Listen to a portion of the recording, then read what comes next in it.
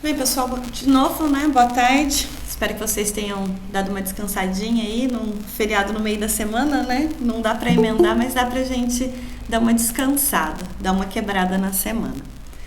E dando continuidade, então, à nossa disciplina, né?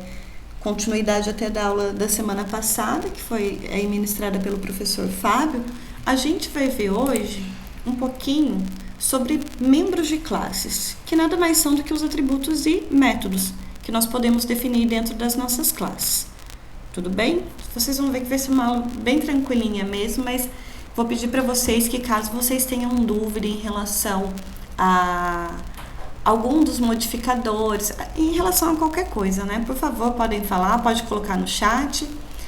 Com relação ao chat também, como eu tenho que ficar intercalando para apresentação, para ir passando e conversando com vocês, talvez eu demore um pouquinho, mas eu vou dando uma olhada, tá bem?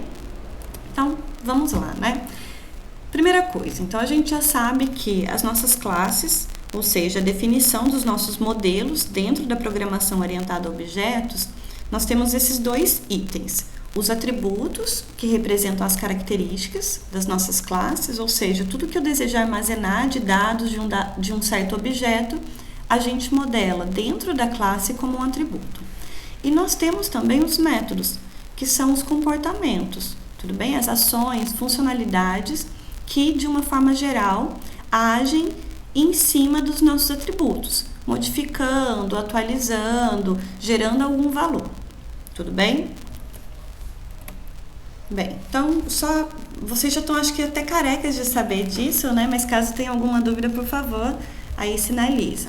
Então, a gente tem, primeiro, como os atributos, que, na verdade, é o passo inicial para quando a gente começa a fazer a modelagem de uma classe. Tudo bem? Então, o processo inicial dessa identificação das entidades, então, primeiro eu preciso especificar, analisar e identificar quais são as classes, e dentro dessas classes, a gente começa a fazer um detalhamento para identificar quais os dados que vão armazenar, ok? Com isso, a gente levanta também as informações, né, que vão ser manipuladas, e nós temos que o atributo é um elemento dentro da classe que é responsável por definir a estrutura de dados. Em outras palavras, novamente, são os dados que a gente vai armazenar pertinente a cada objeto. Lembrando que, quando a gente tem mais de um objeto declarado, instanciado, criado a partir de uma mesma classe, nós vamos ter os mesmos atributos. Podemos ter valores diferentes, mas os atributos serão os mesmos. Tudo bem? E nós temos então também, né, o conjunto dos nossos atributos. Deixa eu só voltar um minuto. Pronto, para permitir a entrada. O conjunto desses atributos vão ser responsáveis por representar características. Tudo bem? E os nossos atributos, obviamente, precisam estar definidos dentro da classe. E de qual classe? A classe que representa, na verdade, o objeto ligado com um atributo que representa alguma característica desse objeto. Ok? Bem, ainda em relação aos atributos, né? Nós temos que é a partir deles que a gente consegue caracterizar ou ainda detalhar as classes e, com isso, a gente consegue também representar uma entidade do mundo real. Se a gente lembrar um pouquinho, né, a programação orientada a objetos, ela tenta fazer essa aproximação. Ou seja, os detalhes que eu tenho no objeto no mundo real, seja esse objeto tangível ou não, palpável ou não, um objeto mesmo, uma coisa ou não, mesmo que seja representando uma ideia, mas a gente tenta fazer esse paralelo quando estamos trabalhando nesse paradigma. Tudo bem? Alguns detalhes, né? Os nossos atributos, quando a gente vai dar um nome, a gente representa então a partir de substantivos e adjetivos. Tudo bem? Lembrando um pouquinho também da aula passada, nós temos algumas regrinhas, né? Os nomes dos nossos atributos aparecem sempre com a primeira letra em minúsculo. É uma certa regra, uma padronização, na verdade. Novamente, se eu declaro algum atributo com uma letra maiúscula, vai dar problema de funcionamento, de execução? Não dá, mas a gente tenta sempre respeitar as boas práticas de programação e os padrões também que são estabelecidos. Tudo bem? Outro detalhe ainda com relação a atributos, né? A gente tem que o levantamento de atributos vai ser altamente dependente do contexto onde aquela classe está sendo aplicada, ok? Por quê, né? Então, esse contexto de uso da classe, ela vai impactar diretamente no processo de definição de atributos. Como assim? Aí até a gente colocou um exemplinho aqui para vocês, né? Vamos pensar, por exemplo, no caso do levantamento de uma classe, por exemplo, pessoa, né? Só que essa pessoa pode estar aplicada em contextos diferentes. Como esse contexto é diferente, né? Todo o domínio do nosso problema vai diferir, nós temos que alguns atributos de pessoa, quando considerados dentro de um contexto para representar um paciente ou então para representar um cliente, podem surgir necessidades de caracterização diferentes, ok? Como aqui no exemplo também. Se eu colocar, por exemplo, o atributo hobby, é interessante o hobby no contexto de uma pessoa considerada como cliente, ou seja, no contexto de uma aplicação onde essa pessoa pode representar um possível comprador de alguma coisa, como um cliente. Nesse caso, pode ser interessante, porque pode determinar alguma informação pertinente dentro da aplicação. Quando a gente vai considerar esse mesmo atributo agora, ligado ainda a uma mesma classe, né, pessoa, no contexto agora de uma pessoa ser considerado paciente, esse meu atributo pode não ser muito interessante. Se não é interessante, não está trazendo nenhuma informação, não está sendo útil na minha aplicação, não tem necessidade de eu fazer esse levantamento. Tudo bem? Isso está claro para vocês? Que esse levantamento de atributos, levantamento de métodos também, né? Definição de quais métodos são necessários, é dependente da aplicação. Então, antes de qualquer coisa, de a gente começar a levantar classe, atributo, método, é necessário que a gente tenha um entendimento de qual é a aplicação, onde vai ser aplicado, onde vai ser utilizado. Tudo bem, pessoal? Até aqui? Alguma dúvida? Tudo certo. Então, por exemplo, o hobby é mais ligado a um cliente do que um paciente, por exemplo. Porque eu. Não, pode falar. Nesse caso, sim. Mas a gente poderia até... Foi o Fábio... Você que está falando, né, Fábio? Isso. Obrigada. Eu não estou vendo aí, a identificação, porque eu estou fixo na tela da apresentação. Obrigada. Nesse caso, a gente pode considerar que hobby seria mais pertinente para cliente. Mas vamos considerar que, por exemplo, a gente está mexendo com pacientes em atividades de reabilitação. Nesse caso, o hobby até poderia ser interessante, né? Por exemplo, uma clínica de fisioterapia que mexe com crianças, por exemplo, que nesse caso são tratados como pacientes. O hobby até poderia ser interessante para tentar identificar quais atividades de reabilitação poderiam ser aplicadas para um dado paciente. Tudo bem? Então, você percebe que se a gente ainda considera só paciente de uma forma geral, ainda não dá para ser identificado, determinado se deve ser colocado o hobby ou não. E levando o hobby como um exemplo, né? Na verdade, tantos outros atributos a gente pode fazer essa análise. Tudo bem, Fábio? Sim, tudo certo. Obrigado, professor. Imagina. Bem, vamos para frente então, né? Ainda sobre atributos, eu juro que são poucos slides, é só para a gente deixar bem claro mesmo para vocês e não ter dúvida em relação a esse levantamento de atributos. Então, uma conversa que a gente acabou de ter, né? Nem sempre uma informação, mesmo sendo importante, né? Uma característica que é inerente àquela entidade, como por exemplo o hobby, deve ser transformada num atributo. Aí, novamente, nossa, o que isso quer dizer, né? Tem um exemplo aqui da idade que eu acho que fica bem claro. Por exemplo, a gente pode considerar os dois, né? Tanto o cliente quanto o paciente. E eu posso identificar que é interessante eu conseguir ter a informação da idade do meu cliente ou do meu paciente. Tudo bem? Diretamente, meio que assim, subitamente a gente já pensa em colocar qual atributo dentro da nossa classe. A idade. Só que vocês concordam comigo que a idade, conforme o tempo vai passando, ela vai sendo modificada? para a gente tentar contornar esse problema, o que seria mais apropriado para eu armazenar de fato na minha classe, representar na minha classe? Não mais a idade, mas a data de nascimento. Por quê? Porque através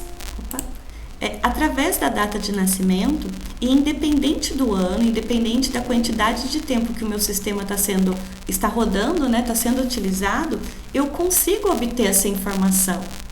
Tudo bem? A gente pode até chamar esse atributo como um atributo derivado. Ele não está diretamente especificado na minha classe, mas através do meu atributo, que realmente foi modelado dentro da classe, que seria a minha data de nascimento, eu consigo obter essa informação. Tudo bem? Dúvidas até aqui? Enquanto não, professora, pode prosseguir. Maravilha. Então, se atentem para esses fatos também, né?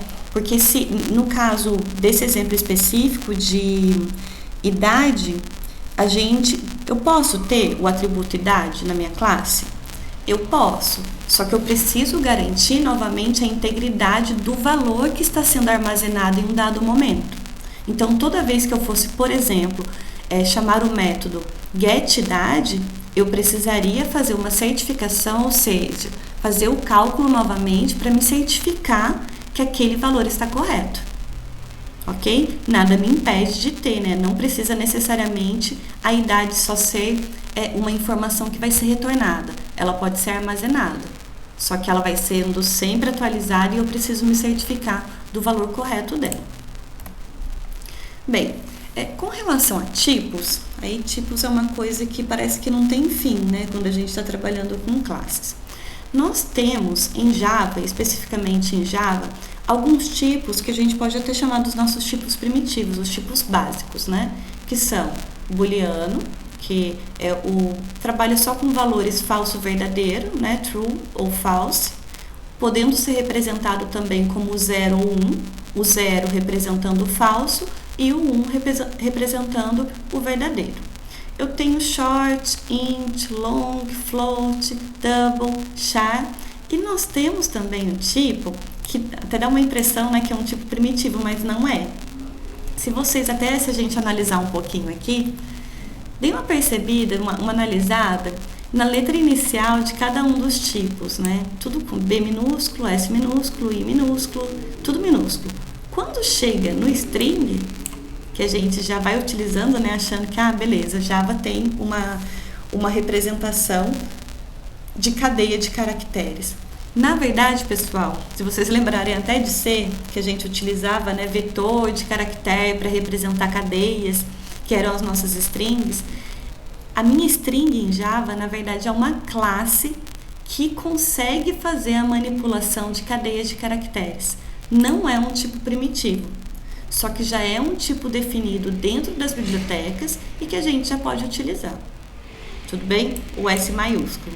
Olha a importância da padronização.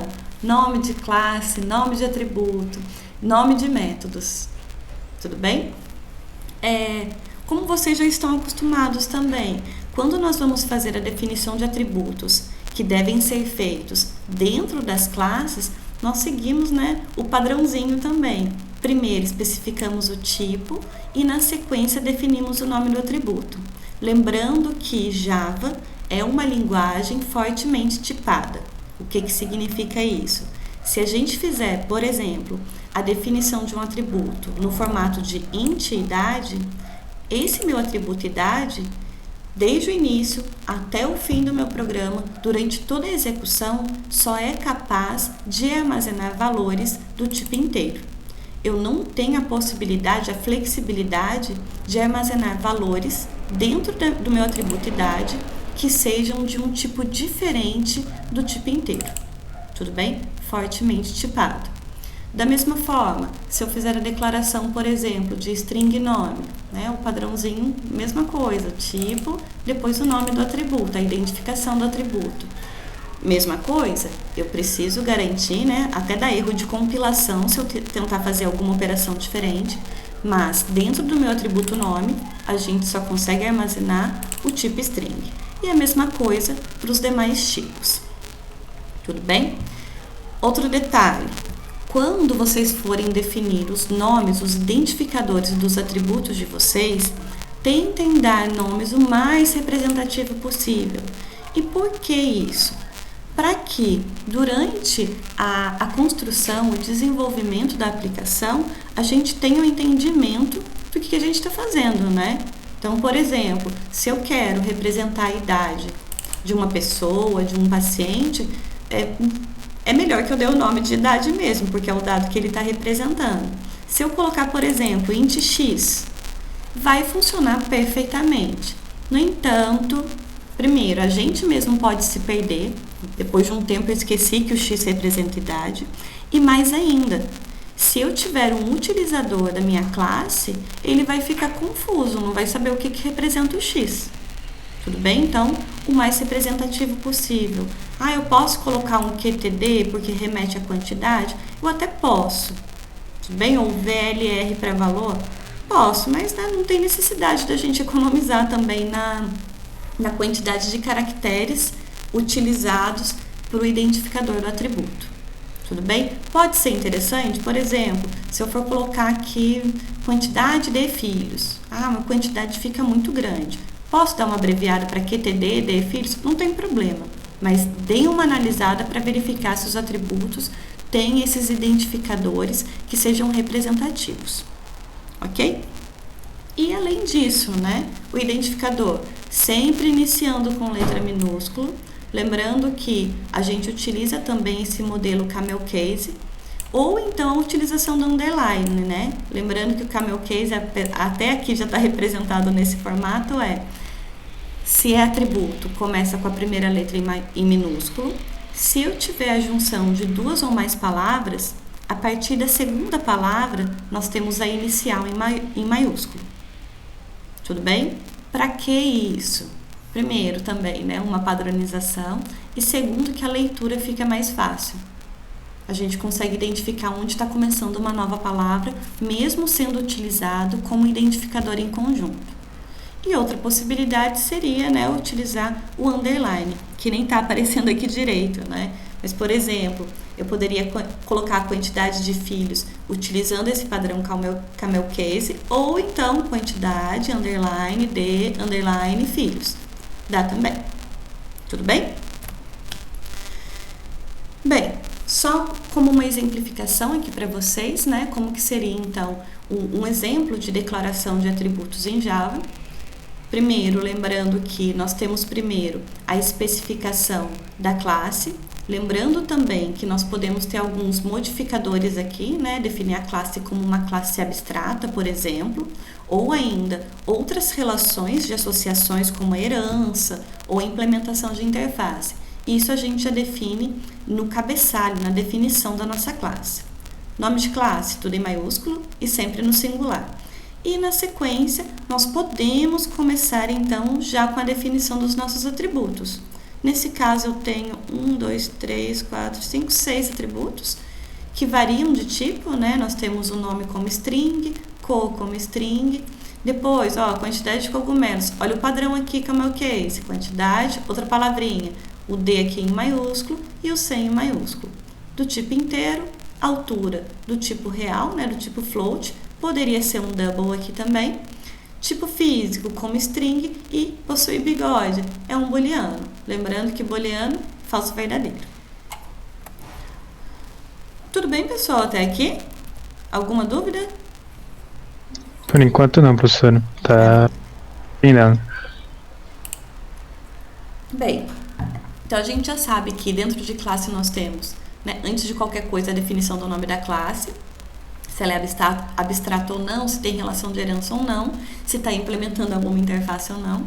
Na sequência, a gente começa a definir os atributos. Só um parênteses aqui. De uma forma geral, a gente tem o hábito de, quando já define a classe, já parte para os atributos, então ela já fica no topo da definição da nossa classe. Mas isso não é obrigatório, tudo bem? Se eu quiser, por exemplo, definir os meus atributos lá embaixo, depois dos métodos, não tem problema. Mas, de uma forma geral, a gente acaba colocando os atributos tudo lá em cima, né? Porque são as características e depois começa a descrever os métodos que são os comportamentos. Beleza. Então, a gente sabe que precisa sempre do tipo, depois o identificador, mas nós temos também, antes do identificador, antes da definição do tipo do atributo, nós podemos definir os modificadores de acesso.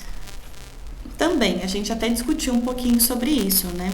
Quais são os possíveis modificadores de acesso ligados a atributos? E vocês vão ver que são basicamente os mesmos para os nossos métodos também.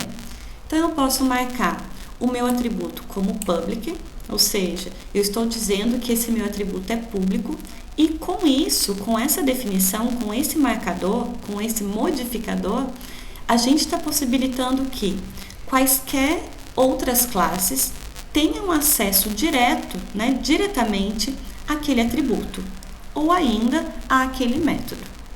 Tudo bem? Todo mundo pode acessar. Todo mundo pode acessar para pegar o valor, todo mundo pode acessar para modificar o valor, todo mundo pode acessar para manipular aquele dado. Tudo bem? Então, todo mundo tem acesso. Por outro lado, nós temos também, né, mais 3 possibilidades. O protected, que seria o nosso atributo protegido. Quem pode manipular esse dado diretamente? Então, ele é visível no mesmo pacote, ou seja, todas as classes definidas no mesmo package, né, que a gente pode definir pacotes diferentes no projeto, vão conseguir ter acesso direto a esse atributo. E além disso, as subclasses também têm acesso direto a esses atributos ou ainda a esses métodos, que é a grande diferença, pessoal, de quando a gente define um atributo como default, ou ainda, vou até voltar um minutinho aqui, se a gente definir nesse formato, sem modificador nenhum. Ele vai tomar como default. Tudo bem? Qual é a diferença entre definir um atributo como default e protegido, né? Padrão ou protegido? O default permite que apenas as classes do mesmo pacote acessem, enquanto que o protegido, além de permitir o acesso às classes do mesmo pacote, permite também essa visibilidade pelas subclasses. Ou seja, se eu tiver 2 classes que estão definidas em pacotes diferentes, se os atributos da minha classe A, por exemplo, que está no meu primeiro pacote, foi definido como protegido, e a minha classe B, definida em outro pacote, tiver uma relação de extensão, ele vai conseguir também ter visibilidade dos atributos e métodos definidos com esse modificador. Tudo bem? A diferenciação public, protected, default? Alguma dúvida em relação à diferenciação dos 3, pessoal? Normal por enquanto, professora. Obrigada. E por fim, né, a gente até foi do que deixa o acesso para tudo, e daí a gente chega no que não deixa acesso para ninguém, que é o private, ou seja, os nossos atributos privados. Quem tem acesso aos atributos definidos como privados? Apenas a própria classe. Tudo bem? Ou seja, se eu defino um atributo dentro de uma classe como privado, quem tem o conhecimento, quem tem o poder de acesso para modificação ou ainda para pegar o valor que foi armazenado naquele atributo é apenas a própria classe. As outras classes nem têm conhecimento, né? Fica invisível para as outras classes os atributos ou ainda os métodos definidos com esse modificador. Ok? E como vocês já viram, a gente acaba colocando, né, na prática todos os nossos atributos como privados. A gente até já discutiu sobre isso, né? Por que é interessante definir os nossos atributos como privados? Justamente para tentar garantir a consistência dos nossos dados. Então, eu defino os atributos privados e os métodos de acesso a gente pode definir como outro acesso. Pode ser público, pode ser protegido, pode ser default. Aí depende aí da estruturação lógica, da construção lógica do sistema. Tudo bem? Bem, aí com isso a gente até finaliza os nossos atributos, né? Então, a gente tem os atributos, os modificadores e a gente vai para os métodos, que são também uma outra parte de composição das nossas classes. Diferentemente dos atributos, que estavam representando dados, características, os nossos métodos vêm então para representar operações. Operações, funcionalidades, ações, né? O mesmo nome, nomes diferentes para a mesma coisa. E são as operações definidas e fornecidas pela classe. Ou seja, se eu tenho um método definido dentro de uma classe A, todos os objetos desse tipo vão ser capazes de realizar aquela operação, aquela funcionalidade. O nosso método, ele só vai ser executado quando houver uma requisição, ou seja, quando tiver uma chamada daquele método. Ok? A gente até vai ver também que nós podemos ter métodos ou ainda atributos estáticos, que é um outro modificador, né? Ele não está relacionado ao acesso, mas o formato, na verdade, dos nossos métodos e atributos. A gente já chega lá, ok?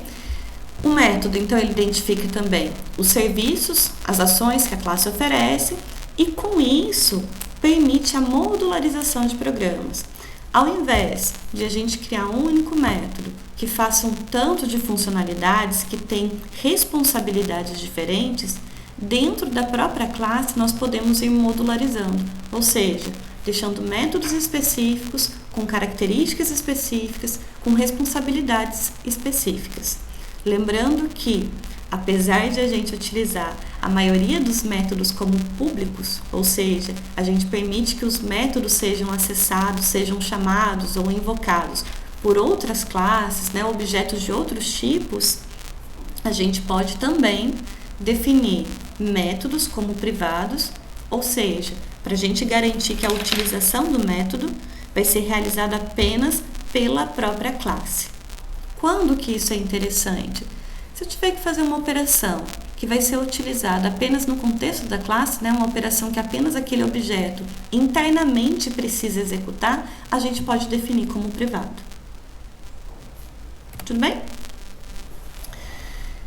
Bem, né, fazendo até um gancho aí, a gente tem vários métodos e esses métodos podem trabalhar em conjunto. Para quê? Eles vão complementando, né, os comportamentos. Se a gente for pensar em várias funcionalidades que um sistema pode ter que executar, a gente pode até pensar naquele paradigma, né? Aquela questão de dividir para conquistar. Ou seja, ao invés de partir já diretamente para um problema complexo como um todo, a gente divide em pequenas partes, que daí seria, né, porções de códigos ou subrotinas, e a gente vai montando uma estruturação onde cada método tem uma função específica. E com esses específicos a gente monta o todo, ok? Vocês já devem ter percebido também que os métodos são praticamente as nossas funções em C, com algumas modificações, né? As nossas funções em C tinha aquele padrão de tipo de retorno, nome da função, mas não tinha associado o tipo de visibilidade. Até porque no paradigma estruturado a gente acaba colocando toda a codificação em um mesmo código-fonte, né?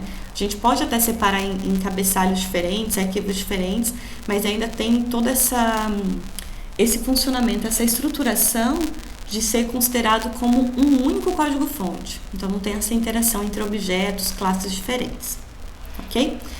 E, novamente, né, os métodos geralmente vão manipular os atributos da própria classe, ou ainda fazer a utilização de atributos de outros, né, considerando a visibilidade.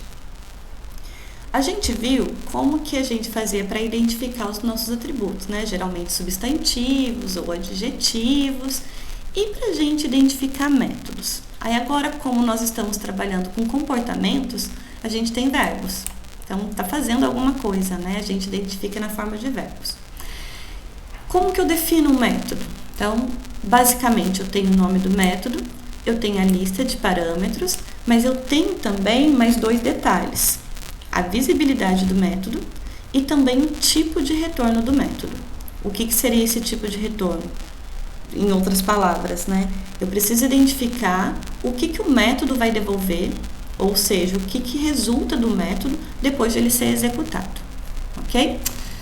Com relação a nomes, então a gente utiliza de uma forma geral verbos, da mesma forma que os atributos. Os nossos métodos devem ser descritivos, sempre considerem, pessoal, quem pode utilizar a classe de vocês. Ou ainda, não confiem na memória, né? Então, coloquem nomes descritivos que dê para identificar o que aquele método está fazendo. E da mesma forma que os parâmetros, a gente tem o início do nome do método com letra minúsculo e a gente pode utilizar também aqui o padrão camel case. Se tiver duas palavrinhas, né, vocês já devem ter até percebido. Por exemplo, get nome, set nome, get idade, set idade. O get sempre tudo em minúsculo e quando vem o nome do atributo que ele vai retornar ou modificar, a primeira letra vem em maiúsculo. Tudo bem? Então, a gente tem que os nossos métodos têm o nome e tem a lista de parâmetros. Com relação aos nossos parâmetros. Então, primeiro, quando que eu sei que o meu método precisa receber alguma informação, precisa receber algum parâmetro? Quando você considera dentro de uma classe e mais ainda dentro de um método de uma classe específica, se a gente precisar de alguma informação que no contexto do método eu não tenha, eu preciso passar algum parâmetro. Tudo bem? Então, por exemplo, se eu tenho uma classe que só tem... deixa eu pensar. Tem um nome, tem a idade. Só quero representar, vai ter só o atributo idade. E tem o atributo idade e, deixa eu pensar outra coisa, e o ano de nascimento, por exemplo. E eu quero calcular a idade com base no ano de nascimento, mas eu preciso também da data atual, também do ano atual. Eu poderia, nesse método, passar como parâmetro o dia atual, o ano atual, para que eu consiga, então, obter a informação que eu estou procurando. E lembrando que o método não precisa ter exatamente um atributo. Aí tem a lista específica, né? Sempre fazendo a ligação, o tipo do parâmetro e o nome do parâmetro.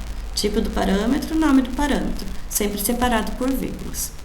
Tudo bem? E outro detalhe, a gente até lembrando da aula passada, né? Quando vocês estavam trabalhando com construtores, a gente pode passar uma lista de parâmetros que estão sendo recebidos pelo construtor para montar um objeto.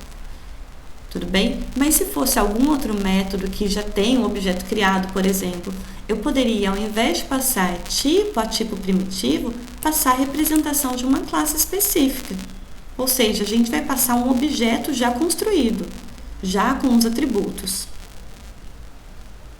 Tudo bem, pessoal, até aqui? Deixa eu voltar no chat. Vocês estão quietinhos mesmo. Poderia explicar de novo porque os parâmetros possuem tipos primitivos ou classes? Tá, essa diferenciação entre tipos primitivos e classes está claro para vocês? Para mim tá. Tá, então, eu vou fazer o seguinte, Fábio, eu vou compartilhar com vocês. Deixa eu compartilhar o Eclipse, que eu acho que fica até mais fácil de mostrar para vocês. Tá.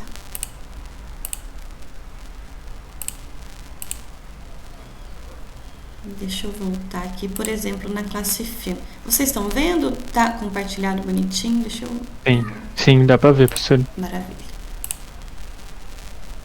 Pronto. Olha só.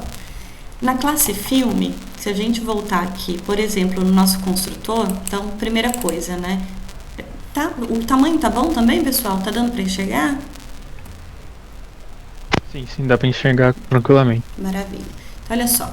Primeiro, né, como que a gente identifica que é o construtor? Então, como eu estou na classe filme, o nome desse método aqui é filme, não tem nem tipo de retorno e é público, né? Então, já identifico que é o meu construtor.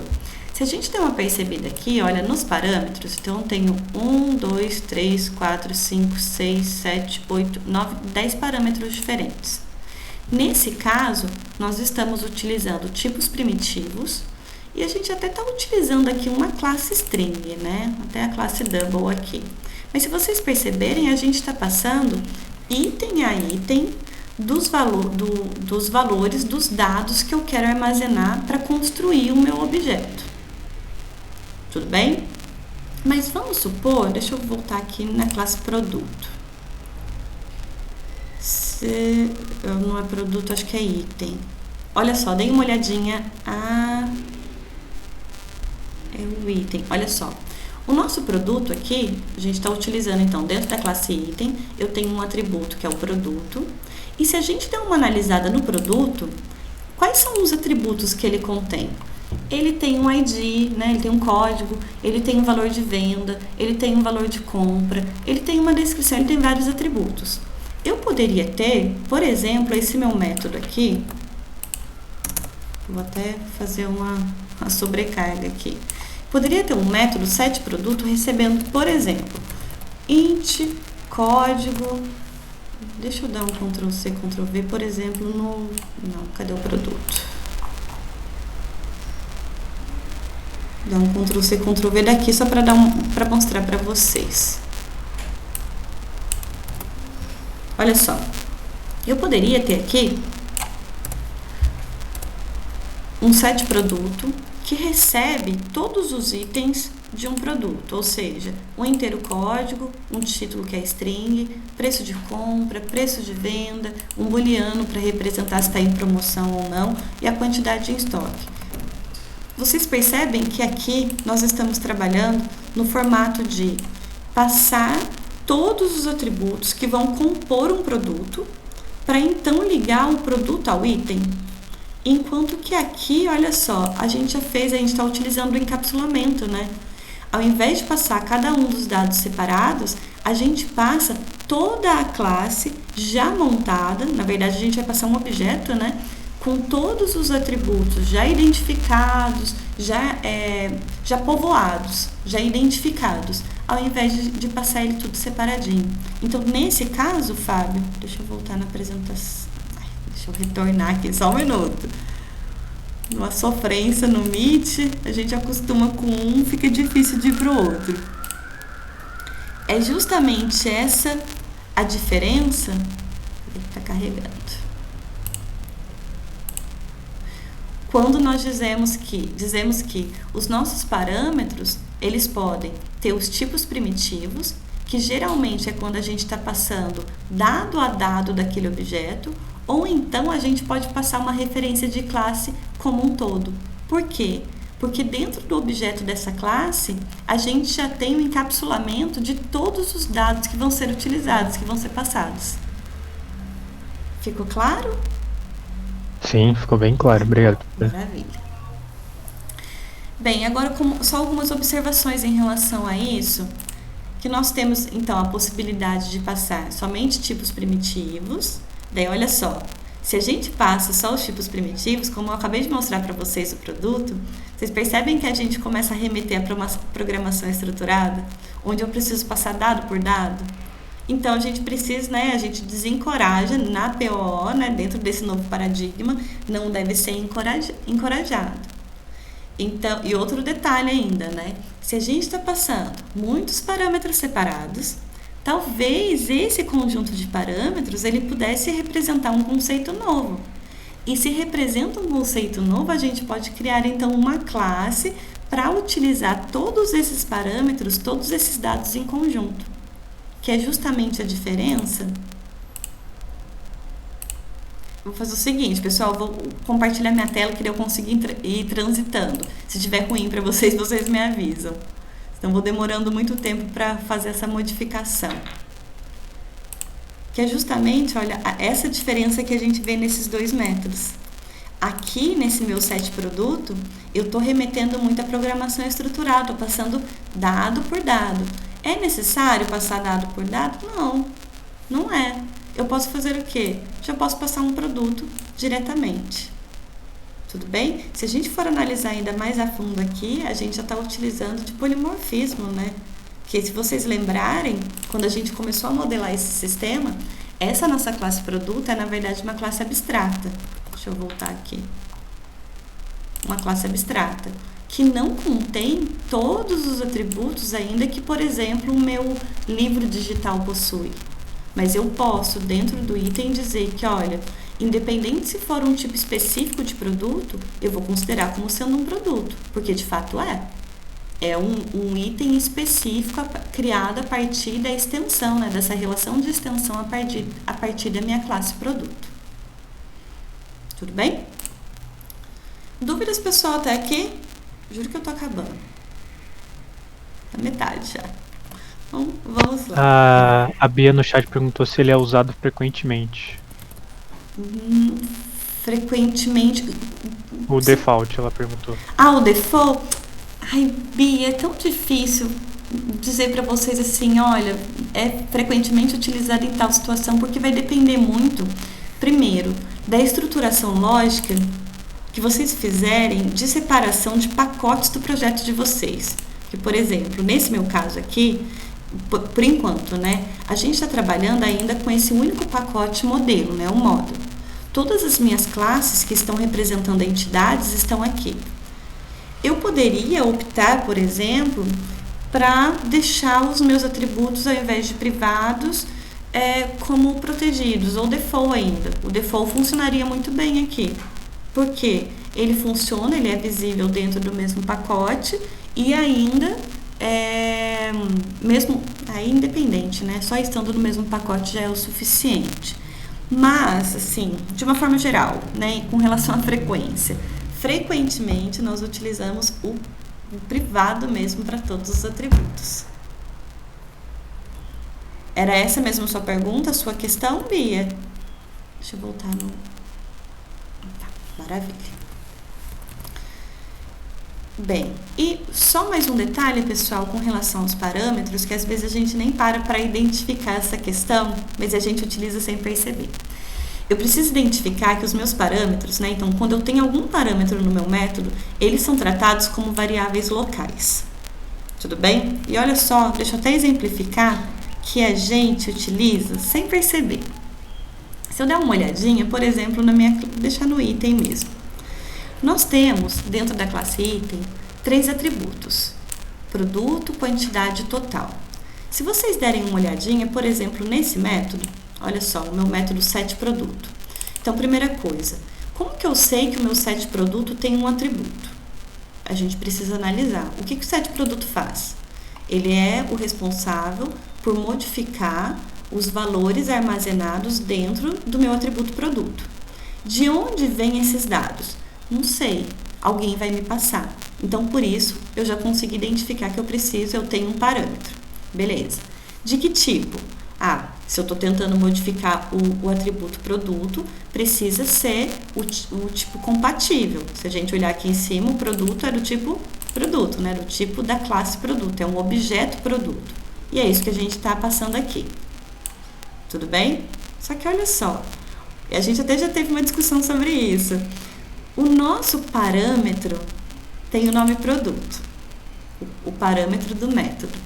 Só que dentro dessa mesma classe, nós temos um atributo produto, certo? Esse meu produto aqui, que está sendo passado como parâmetro, ele é uma variável local. Então, toda vez que dentro do escopo, né, dentro do contexto aqui do meu método setProduto, eu colocar só produto, quem que vai ser considerado? Vai ser a variável local. Novamente, qual é a busca tanto de atributos, variáveis e métodos? É sempre do específico para o geral. Se eu estou especificando aqui produto, ele vai fazer a busca nesse contexto e só se ele não encontrar, ele vai para o contexto da classe. Tudo bem? Então, toda vez que eu tenho só produto, é esse produto parâmetro. E é justamente por isso, por esse detalhe, que quando nós estamos utilizando no método set um parâmetro que tem o mesmo nome do atributo, nós precisamos obrigatoriamente do this, para a gente conseguir identificar que esse produto é da classe, é o atributo da classe, e esse produto é a minha variável local que veio na forma de um parâmetro. Tudo bem? Se eu tivesse, por exemplo, uma outra declaração aqui, por exemplo, um int x, tanto o produto, sem o this, quanto o meu x são variáveis locais. O que eu tenho disso, né? E aí, é variável local, e o que modifica na minha vida isso? O x só vale no contexto desse método, da mesma forma que esse meu produto, parâmetro, só vale também dentro dessas chaves aqui, dentro do escopo desse meu método setProduto. Tudo bem? A gente às vezes esquece um pouquinho dessa discussão na programação orientada a objetos quando de variáveis locais e globais, que daí a gente começa a substituir, né, essa expressão de variáveis para atributos, mas nem tudo é atributo. Quando a gente tem declaração dentro de método ou passagem de parâmetro, a gente volta nessa discussão de variáveis locais ou variáveis globais. Nesse caso, as variáveis globais são, na verdade, os atributos que eu tenho da minha classe. Por quê? Ela vale em tudo quanto é lugar. Nesse método, o produto vale, aqui dentro também, e assim por diante. Tudo bem? Então, exatamente, né? Tanto os parâmetros quanto as variáveis criadas dentro dos métodos, elas são locais. Bem, então a gente já falou dos parâmetros, do identificador do método, só que a gente precisa também dar uma analisada no tipo de retorno que o método pode ter. Tudo bem? Então, primeiro, a gente precisa entender o que significa esse retorno. O método define uma ação, uma funcionalidade. Então, ele vai disparar uma ação. E quando eu disparo uma ação, pode acontecer, não é obrigatório, de ter uma reação, ou seja, ter um resultado. Se o meu método, depois de ser executado, for devolver alguma coisa, né, na verdade ele resulta em algum valor, em qualquer coisa, a gente precisa definir esse tipo de retorno. E da mesma forma que a gente analisou lá nos parâmetros, o tipo de retorno pode tanto ser um tipo primitivo, quanto uma classe. Ou ainda, pode não ser nenhum dos dois, ele pode não retornar nada. Vamos ver isso na prática. Vamos dar uma analisada aqui na nossa classe item mesmo. Olha só, os métodos padrões mesmo. No caso do meu método getQuantidade. Então, o meu getQuantidade, novamente, a gente precisa analisar. O que o getQuantidade faz? Se é o get, então ele é responsável por retornar, né? Ele precisa devolver, ele precisa sinalizar qual é o conteúdo que está armazenado no meu atributo quantidade. Então, getQuantidade. Primeiro detalhe, por que não tem parâmetro? Porque o valor já diz respeito a um atributo que foi definido dentro da classe. Então, ele já tem acesso a esse valor, não precisa saber de nada de fora, então não tem parâmetro. Com relação agora ao tipo de retorno, se qualquer outra classe, qualquer utilizador da minha classe, quando ele chama o método getQuantidade, ele espera receber como resposta o valor armazenado em quantidade. E o quantidade é do tipo inteiro, certo? Então, por exemplo, a minha classe X quer saber do meu item qual foi a quantidade de itens. Ele vai chamar lá item.getQuantidade. A resposta esperada é a quantidade, que é o inteiro. Por isso, o retorno é inteiro, é do tipo int.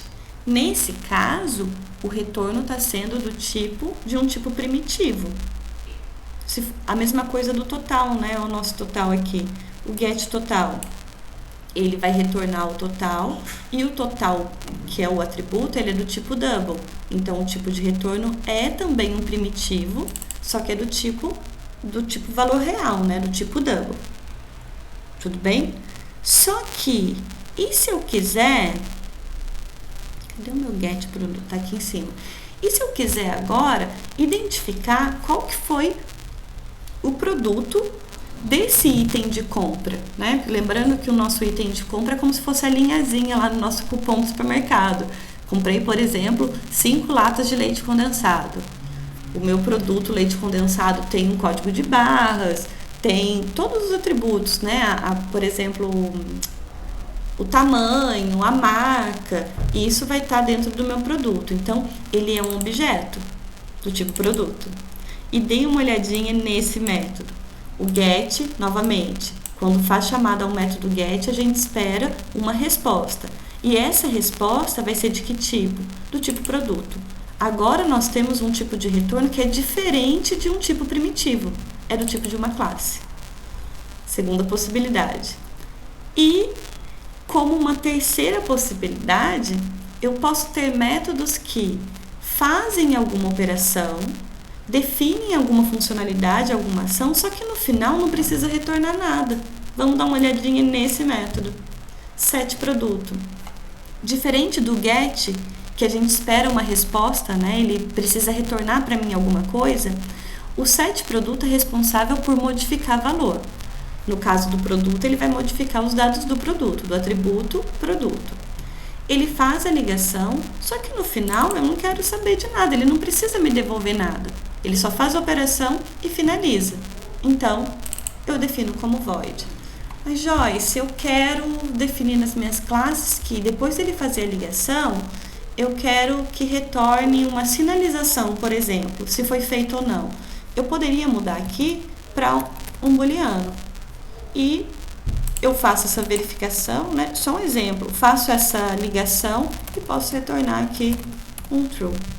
Ou seja, ele faz a ligação e depois de fazer a ligação, ele retorna uma sinalização indicando, olha, a operação foi feita com sucesso.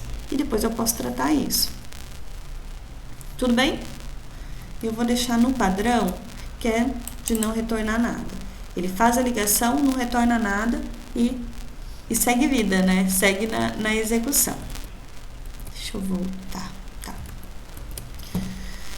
Bem, então, nós temos o tipo de retorno. Novamente, pode ser um tipo primitivo, pode ser uma classe, né? Na verdade, vai retornar um objeto, ou então, não pode retornar nada. Pessoal, só um detalhe, que a gente até já falou hoje mesmo, só cuidado. Quando a gente está trabalhando com construtores, não é que a gente retorna vazio, retorna nada. A gente não tem tipo de retorno. Aí desculpa que eu sinalizei errado aqui. Se for o meu construtor, né? Por exemplo. Isso é um construtor. Se eu tivesse aqui public void item, ele não é um construtor. Construtor não tem tipo de retorno. Que é diferente de dizer que não retorna nada. Ok? Tudo bem? Porque às vezes confunde essa relação de retorna nada e não tem tipo de retorno. Construtor não tem tipo de retorno, né? Não vai retornar nada mesmo, mas ele não tem tipo de retorno nenhum, porque ele é um método especial, né? Responsável por construir. Tem outras características que um construtor a gente não consegue chamá-lo depois de já ter construído o objeto. Ele é específico na construção. Então, ele não é void, ele não é nada. Ok? Alguns exemplos também aqui para vocês, né? De exemplos de assinaturas. Calcular total. Então, olha só que a gente está cumprindo com todas as regras.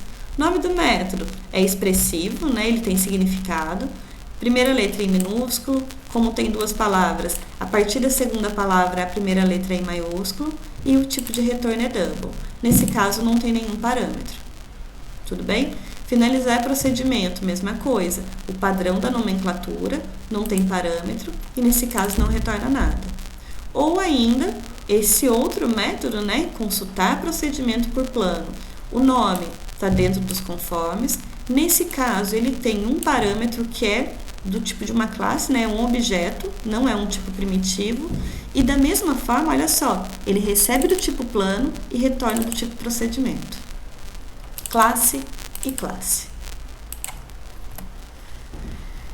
Aqui, só um exemplo utilizando, né, o contexto do nosso projeto mesmo. Então, alguns exemplos de declaração de métodos.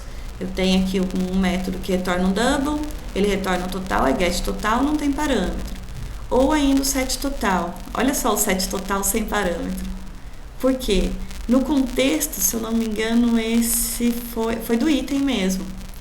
A gente não precisa receber um valor que a gente não conhece, já dá para calcular. Então, ele set total, ele já faz a modificação. Tudo bem? E continua sem retornar nada. Eu queria mostrar para vocês um detalhe que são dos nossos métodos e atributos definidos como estático. Eu vou voltar no Eclipse. Olha só. Vamos analisar também aqui, né? Se eu quisesse utilizar um objeto do tipo item. Ou ainda, por exemplo, calcular cadê o get total? Um get total de um item. Nesse caso específico, analisando a classe item, deixa eu pegar a main aqui. Eu teria que obrigatoriamente fazer uma instanciação, certo? Um item i, por exemplo, vou chamar de item mesmo. Faço a inicialização.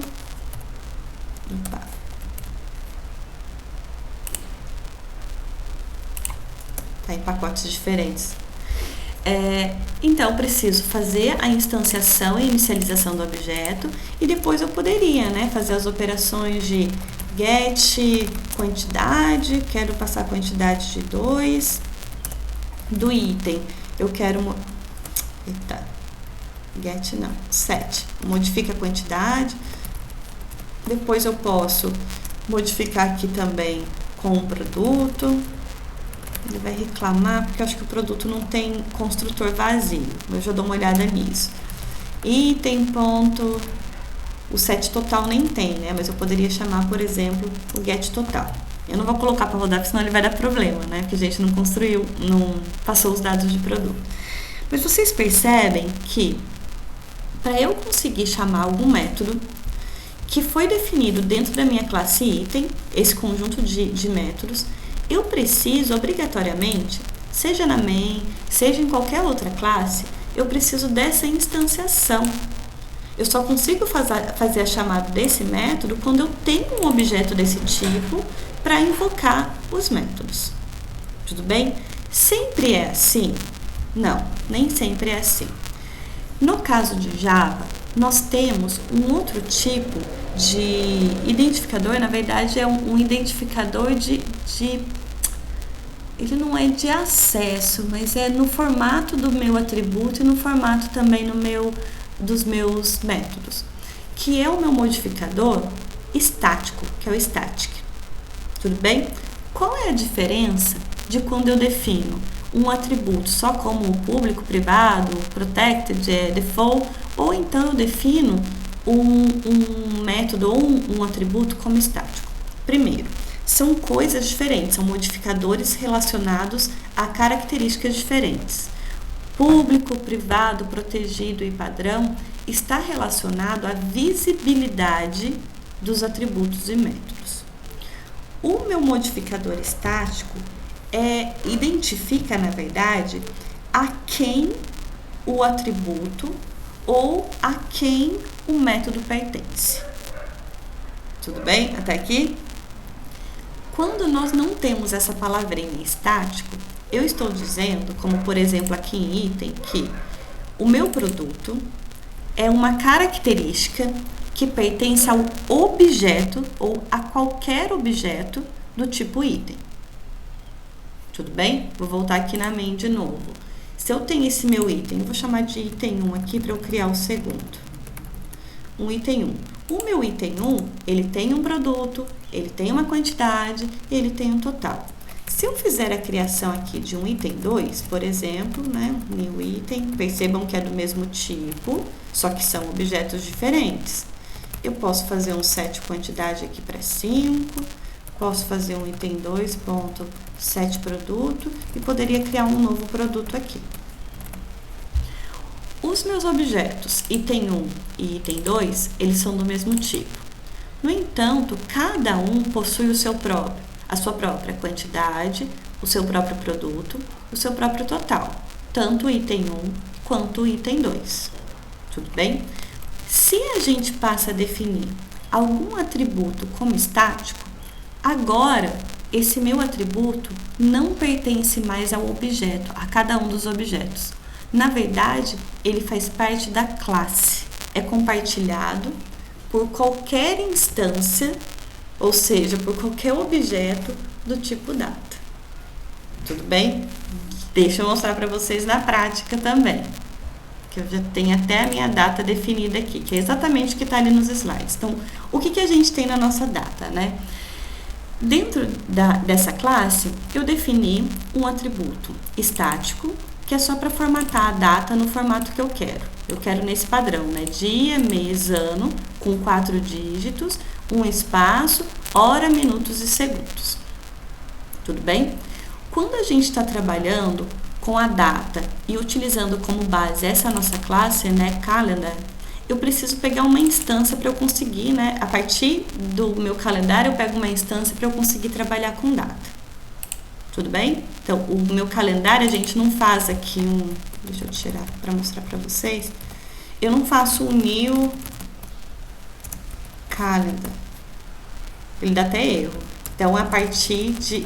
Se vocês vão perceber que a gente está falando de estático utilizando estático. Já mostro para vocês, vamos por partes. Então, eu tenho dois atributos e esses dois atributos são estáticos. Olha só, vou deixar em pausa ainda os meus métodos. Eu vou voltar aqui na main e eu vou fazer o seguinte. Eu poderia criar um objeto aqui do tipo data, né? Eu vou chamar data, new data. Tudo bem? Então, eu tenho a minha classe representada aqui e na main eu estou definindo um objeto. Tudo bem? E daí eu poderia fazer, primeiro o detalhe, né, para vocês perceberem. Eu consigo, olha, quando eu coloco um ponto aqui, data, deixa eu lembrar o nome do meu atributo, calendar SDF. Ele não está nem mostrando para mim, mas olha só, eu precisaria, né, se fosse qualquer outro tipo de objeto, com outros tipos de parâmetros, de atributos e métodos, eu teria que fazer essa criação do meu data e para a partir dele acessar os meus atributos e métodos. Na verdade, ele nem está aparecendo aqui para mim, porque está em pacotes diferentes, né? E como eu defini o meu data sem nenhum tipo de modificador, ele é default, e como eles estão em pacotes diferentes, deixa eu mostrar para vocês, esse meu data está dentro do meu pacote útil, e a minha main está dentro do meu pacote padrão aqui. Estão em pacotes diferentes, então eu não consigo enxergar. Tudo bem? Ó, já vendo modificadores também de acesso. Mas eu poderia acessar, por exemplo, os meus atributos. Os meus métodos. Tudo bem? A partir dessa minha instância. Na verdade, não tá dando porque eu preciso definir ele aqui, ele tá público, tá? Maravilha. E deixa eu definir como público aqui também, só para mostrar para vocês. Vamos ver se agora ele vai. Data, ponto. Olha só, apareceu aqui o meu SDF, que é o meu Simple Date Format, tudo bem? Que eu defini como estático lá na minha classe data. Só que olha só, pelo fato desse meu atributo ser estático, eu não precisaria necessariamente dessa inicialização, dessa criação de um objeto. Eu poderia, a partir da instância da minha classe, já chamar. Olha só o meu atributo aqui. E eu consigo ter acesso. Então, o que a gente precisa ter em mente, né, na utilização de atributos ou métodos do tipo definidos com esse estático? Eu não preciso da criação de um objeto para acessar, seja o atributo, seja o método, aí dependendo também da visibilidade, né, que a gente definiu. E o atributo vai ser compartilhado por todos se eu quiser fazer, né? Criei um objeto, instanciei um objeto. Eu tenho 3 objetos diferentes. O valor daquele atributo vai ser o mesmo para todos eles. Tudo bem? Deixa eu voltar. Tranquilo mesmo? Qual é a vantagem, pessoal, da gente utilizar esses atributos? Primeiro, né? Quando que eu utilizo esses atributos marcados como estáticos? Se eu tiver que utilizar uma referência de um atributo, né, um valor, que vai ser compartilhado por todo mundo vai ter que utilizar. Ao invés de eu ficar criando objetos diferentes para obter aquele valor, a gente pode criar ele como estático. Tudo bem? Que foi exatamente, olha, o que está sendo feito nessa classe data. Eu tenho esses meus 2 atributos que estão sendo utilizados para que eu consiga retornar uma data, que é a minha data atual, ou ainda que eu consiga retornar a minha data formatada, ou ainda que eu consiga passar uma data e formatar essa data retornando sempre no formato de uma string. Tudo bem? Então, olha só os meus atributos, né? Os meus métodos, perdão. Eu tenho um método que pega a data atual e retorna uma data para mim, um date, né? Do tipo date. Ou eu posso pegar essa minha data atual formatada no tipo de string, se eu quiser apresentar na tela, ou ainda, a partir de uma data que eu já tenho, que está sendo passada aqui como parâmetro, eu faço a formatação. Tudo bem? Vou até fazer um teste aqui com vocês, olha só. Eu vou criar um date aqui, d igual, e ao invés, olha, eu quero uma data d. Ao invés de eu fazer o seguinte, antes eu crio uma data, faço uma instanciação, faço uma inicialização e depois eu faço data.getData atual. Exemplo. Tudo bem? Deixa eu importar aqui. Ponto último. Pronto, tem a minha data atual. Tudo bem? Vamos supor que daí numa outra classe, num outro momento, eu quero de novo pegar a data atual. De uma forma geral, eu teria que fazer o mesmo processo, né? Data, vou chamar de data 1 só para não dar erro. Data, aí o meu D de novo, data.getData atual. Como nós estamos trabalhando com atributos e métodos estáticos, e eu sei que eu não preciso de um objeto construído para conseguir fazer chamadas, eu não preciso mais desse passo aqui. Nem desse passo aqui. O que eu posso fazer direto? Da minha classe data, eu posso chamar o meu método getData atual. E a mesma coisa, né? Se eu tiver em algum outro momento, eu posso aqui de data, da classe data, eu estou chamando meu método getData atual. Ou poderia ser outro método, né? GetData formatado, por exemplo. E ao invés de ser uma data, eu vou pegar uma string, data formatada. E passo meu D. Vocês percebem que a gente acaba facilitando o nosso trabalho, né? Porque essa data, ela não precisa ter valores diferenciados em cada momento. Ela não está armazenando nada. Na verdade, ela está sendo utilizada para obter um valor que vai ser armazenado em outro. Por exemplo, na nossa venda. Olha o nosso date aqui, né? Então, tem uma data privado. Eu poderia até utilizar aqui dentro. Cadê o meu data?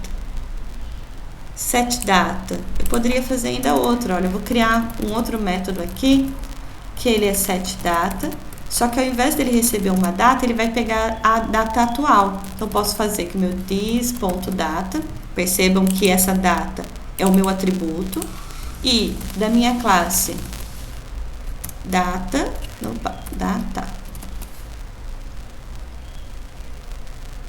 da minha classe data, eu chamo o meu método getData atual. Não precisei, novamente, olha, eu estou em uma classe diferente. Eu não precisei de nenhuma instância da minha classe data para conseguir chamar o método. Tudo bem? Isso é bastante utilizado, pessoal, até quando a gente a gente vai ver isso também. Quando nós precisamos fazer conexão com o banco de dados. Tem o nosso connection lá, que toda hora tem que ser chamado, e ao invés de ter um atributo dentro de um objeto que eu preciso instanciar, criar, não, deixa ele como estático e toda vez a gente pode chamar, ele vai ser compartilhado por toda a nossa aplicação. E mais um detalhe, a gente já fazia utilização sem perceber. Não sei se vocês lembram, semestre passado, por exemplo, os métodos eu quero calcular a raiz quadrada de 10. Não sei se vocês lembram do método, mas a gente chamava math.sqrt e a gente passava o 10. Estão lembrados disso? Vocês chegaram a utilizar isso? Olha só, a gente não fez uma instância do objeto da classe math. A partir da classe, como que eu sei que é uma classe? Olha o M maiúsculo aqui. Eu estou chamando um método, que é o método capaz de calcular a raiz quadrada, já passando um valor. Então, esse meu método foi definido dentro dessa minha classe como um método estático. Eu acho que tem um pi também do MEF, deixa eu ver. O pi aqui também. Um atributo estático. Ele é um atributo que pertence à classe, ele não depende da instanciação de um objeto. É bem interessante isso e facilita bastante o trabalho. Tudo bem? Ficou claro para vocês, pessoal? E, novamente, não diz respeito à visibilidade. Tudo bem? Nesse caso é a quem pertence o método, a quem pertence o atributo. Pertence a um objeto criado ou pertence à própria classe? Tudo bem? Certo, professor. Maravilha. Estamos acabando de verdade, vamos lá. Então, olha só. Novamente, né? Nem vou passar de novo porque a gente acabou de ver. Com relação aos nossos métodos, mesma coisa dos atributos. Pode ser público, pode ser protegido, pode ser padrão e pode ser privado. Funciona da mesma forma como para os nossos atributos. Só que nos métodos, nós temos também os modificadores que são não referentes a acesso. O static está até aqui. Nós temos, o método pode ser definido como final, como finalizado, né, como final. Quando que eu preciso marcar o método como final? Então, olha só.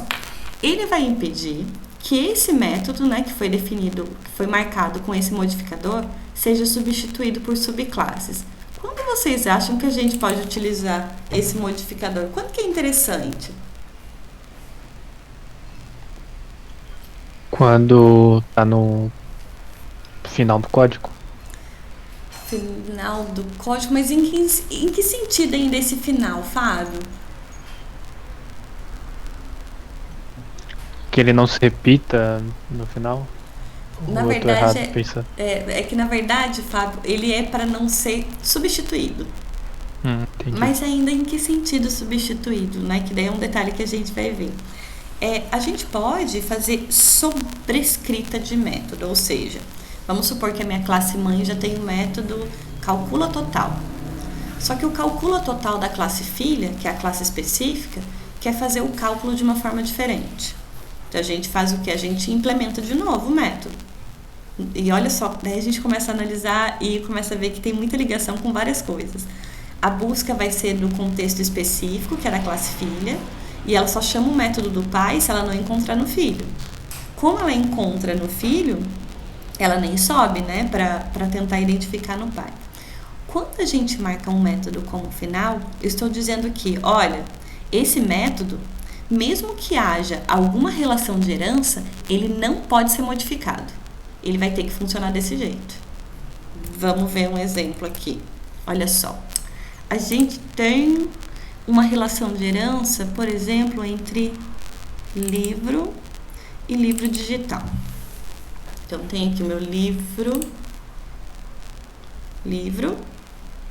O meu livro tem vários métodos, tudo bem? E eu vou calcular aqui, eu vou colocar um método só para a gente brincar um pouquinho, né?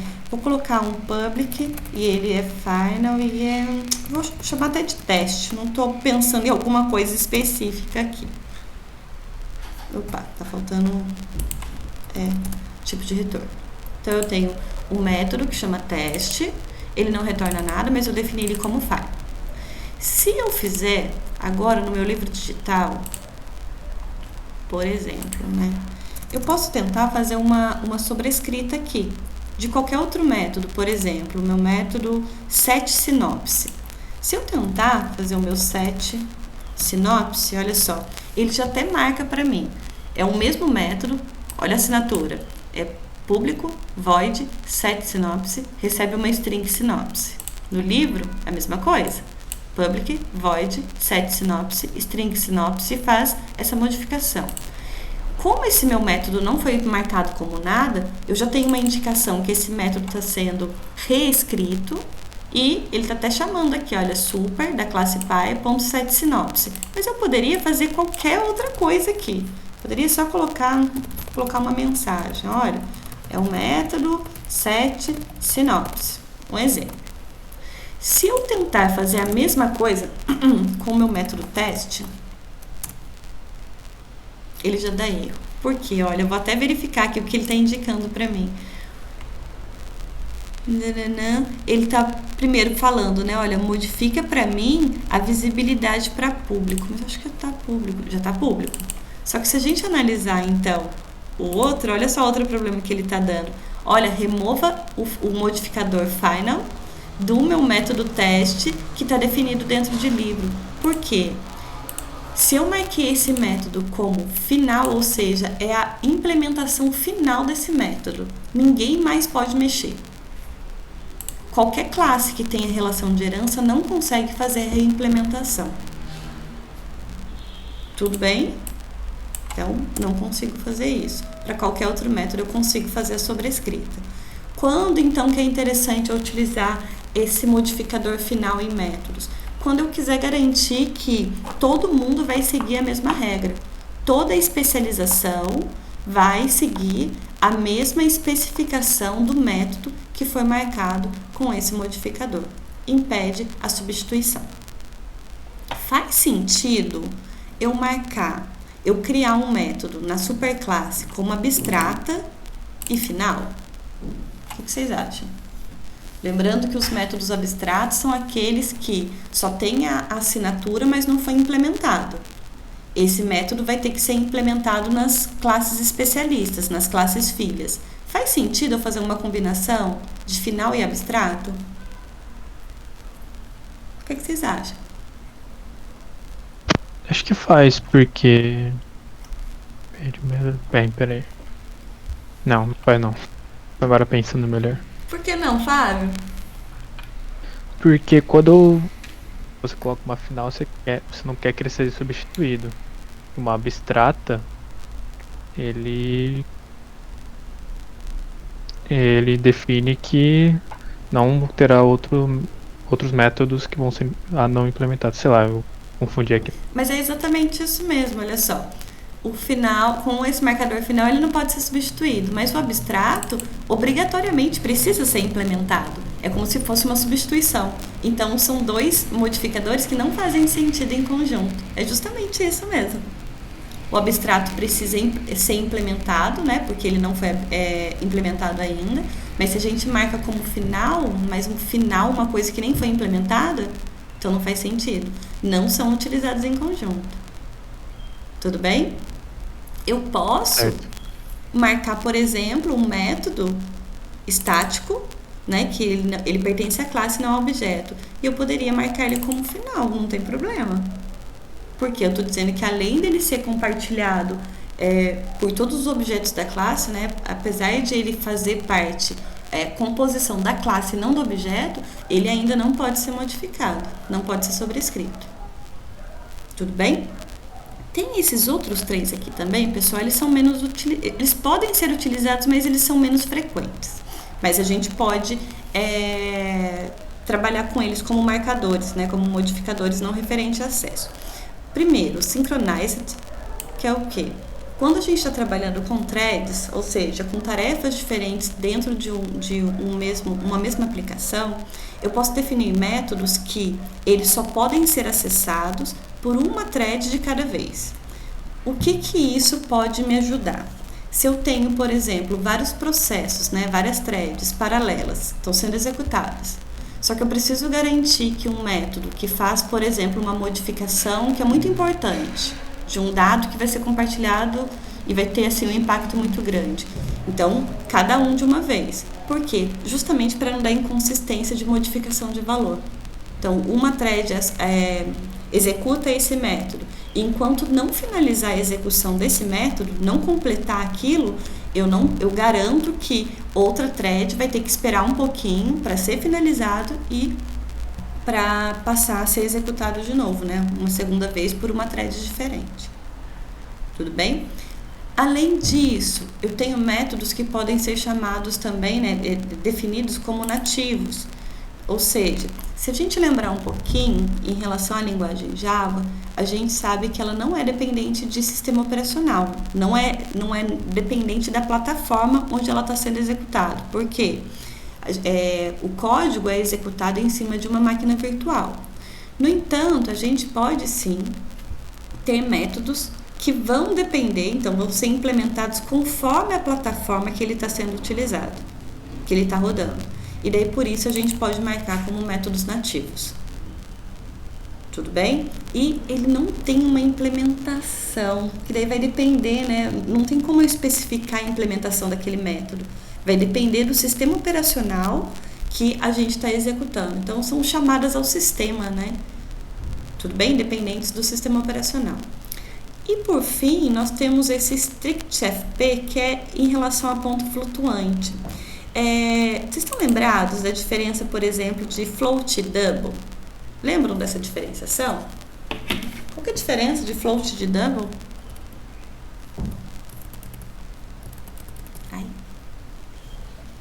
O float é quando ele quer colocar mais. Ele aceita valores não inteiros, não é? Ou eu tô confundindo? Tá certo, é o ponto flutuante, né? São valores reais. Mas e o double?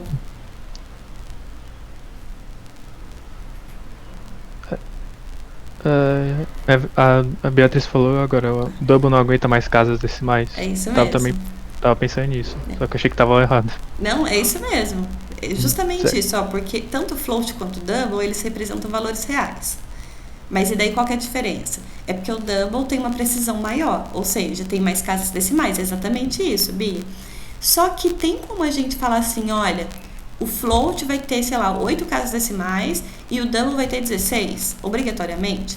Não tem jeito, porque depende do tamanho da palavra que está sendo representada na arquitetura do computador que está sendo executado. Ou seja, não tem como a gente garantir que, por exemplo, rodando no meu computador o double tem 10 casas decimais e daí se for rodar no de vocês vai ter, sei lá, 15 casas decimais. Se a gente quiser garantir essa padronização de quantidade de casas decimais, tem um padrão definido, definido, né, conforme é uma padronização do I3E, que é a 754, padronização de representação e, nesse caso, de valores com pontos flutuantes, ou seja, valores reais.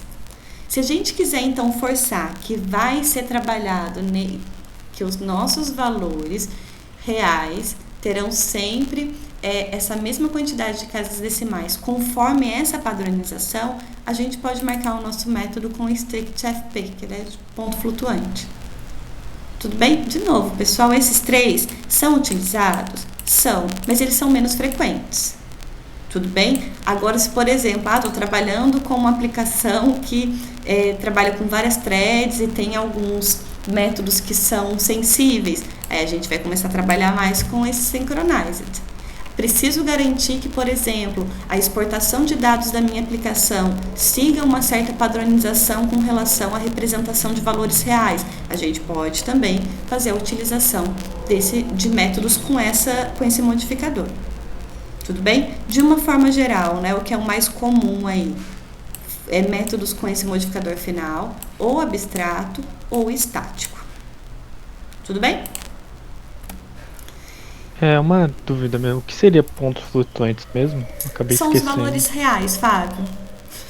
A gente fica usando várias palavras para a mesma coisa, daí acaba confundindo vocês. Desculpa. Pontos flutuantes, valores reais. Ok. Obrigado. Imagina. Só para a gente finalizar, pessoal, com relação aos métodos, né? A gente tem 2 métodos especiais que os construtores que vocês já viram. E a gente até poderia ter, dependendo da linguagem, a especificação dos destrutores.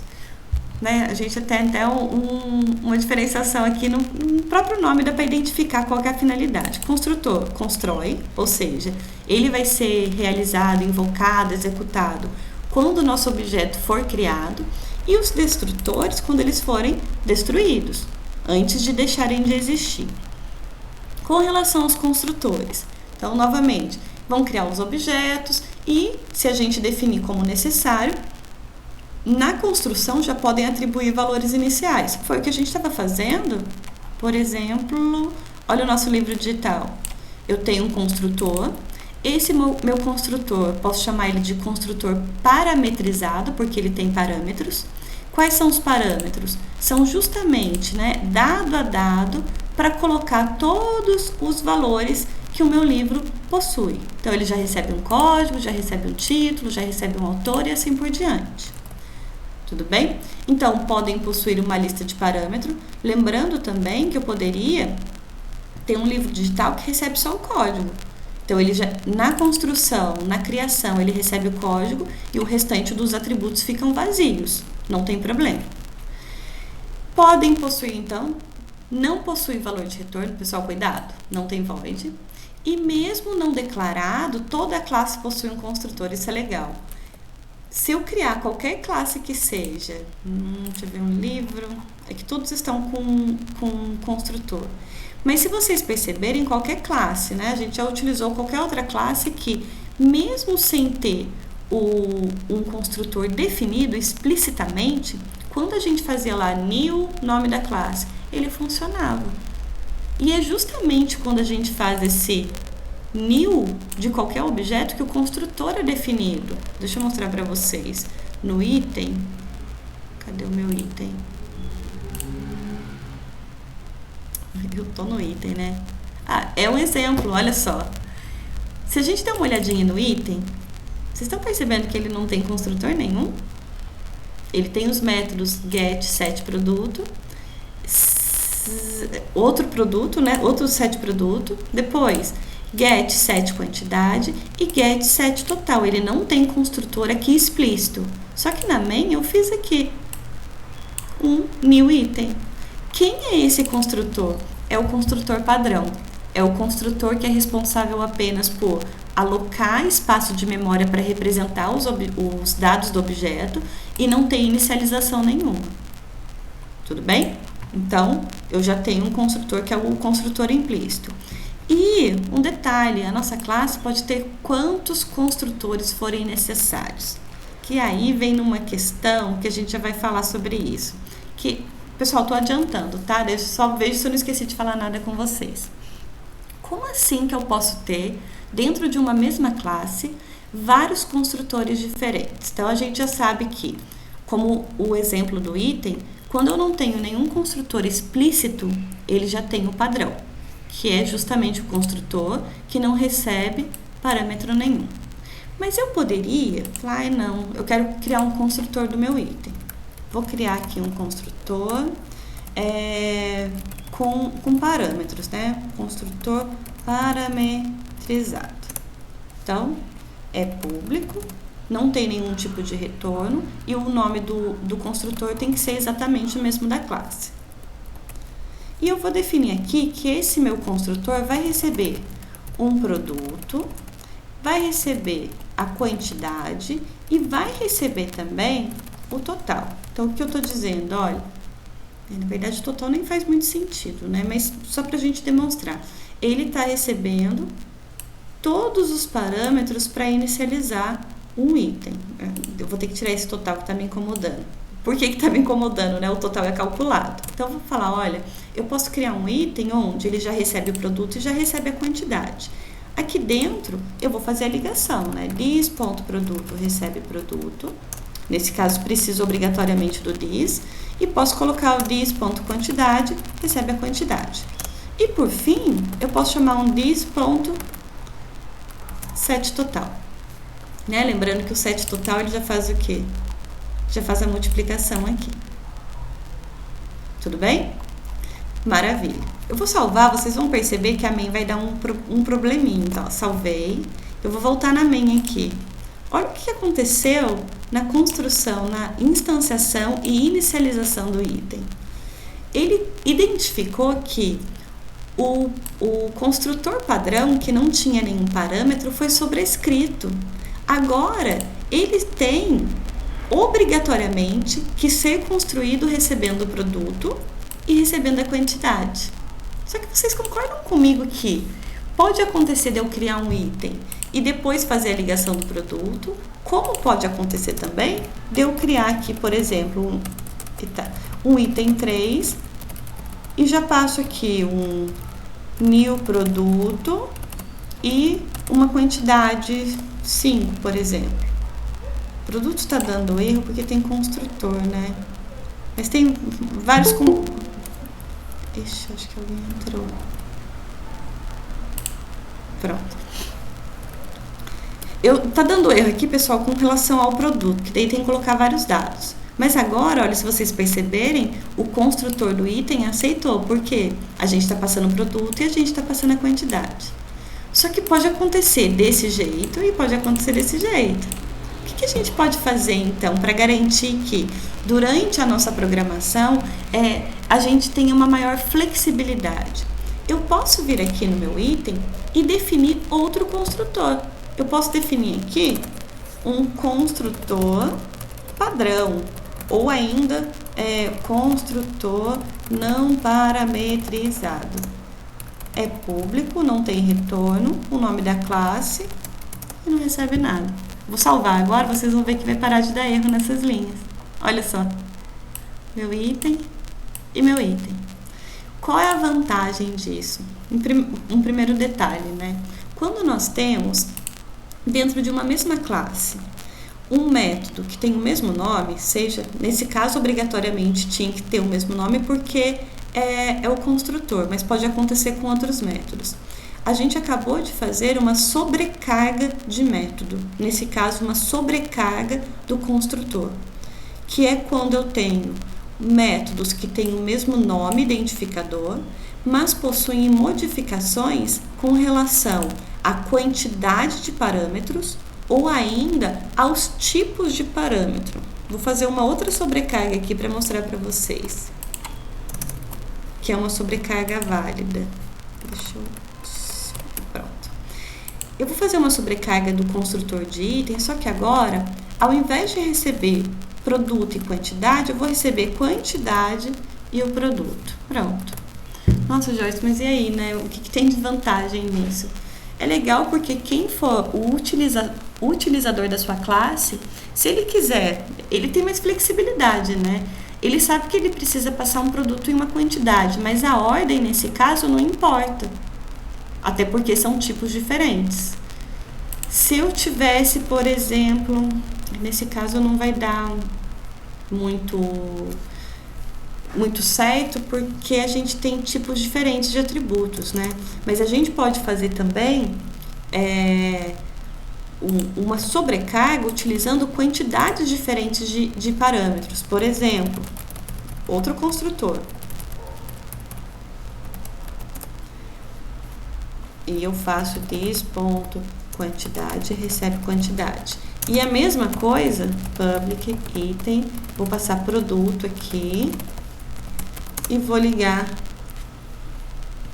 o meu this.produto igual a produto. Então, olha só.